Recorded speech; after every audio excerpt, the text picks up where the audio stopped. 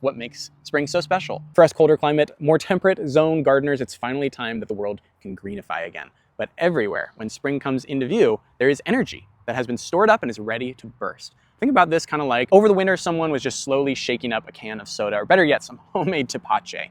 All winter, that dormancy was building up some energy. And so now in the spring, with all of that rainfall throughout the winter, all of that naturally occurring nitrogen wafting about in the air, plants are coming to life. They're literally springing to action. And have you ever noticed that in the spring, one day, you just walk outside and there's nothing to see. And then the next day you go out and all of a sudden there are leaves on the trees. Weeds are popping up out of the ground. Your neighbor's lawns are suddenly a foot high. That's all by design. All that stored up energy, those growth hormones, those season-specific enzymes, and the excess nitrogen is getting pumped into and through the plants in your yard. So what does that mean?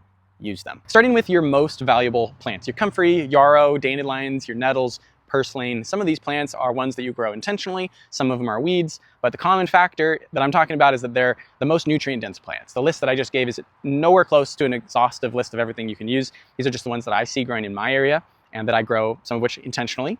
What you want to do is harvest them. And don't just harvest any old part of them or any old plant. Look for the darkest green, fast-growing, healthiest looking version of whatever plant you have, and then chop it down. And this is what you're going to use to make fermented plant juice. Fermented plant juice is a Korean natural farming input that we make every single year. It's great to have on hand for the early part of the growing season. To make it, chop up your plant debris nice and fine, weigh it out, mix it with sugar by equal parts by weight, and you should start seeing moisture getting drawn out of the plant matter.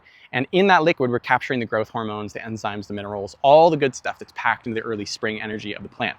Let that sit in a warm, dark space for a week, and then strain it out and reserve the liquid, and boom, you've got fermented plant juice, FPJ. Dilute it 1 part FPJ, 500 parts dechlorinated water before applying it to your young plants. Now, what about all the other stuff? The slightly gross looking weeds, the borage plant that came up and looks a little lopsided, the grass clippings, all that other stuff has a destiny for your garden. And the first route that I would say that you can take is by making Jadam liquid fertilizer, JLF.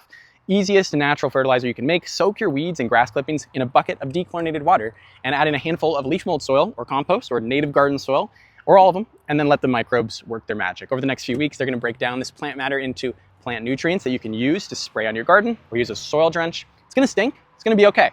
This is the only gardening input that is okay to stink really bad. Anaerobes aren't all bad. What's nice about JLF is that you can toss in even diseased plant matter. Bugs can get in there. Anything can really go in the bucket. And if the idea of putrefying diseased plant matter to then water in your garden grosses you out, I get it. Do what you want to do. In my experience, I've never harmed any plants by using this stuff. The one rule for applying this stuff is always, always, always dilute, unless you're just pouring it over bare soil. There are plants in the ground, dilute it 1 to 10 in water. If your liquid fertilizer is only a week old, dilute it 1 to 100 if it's over a month old, and dilute it 1 to 1,000 if it's over 6 months old. That's my general recommendation. Goes a really long way if you do that.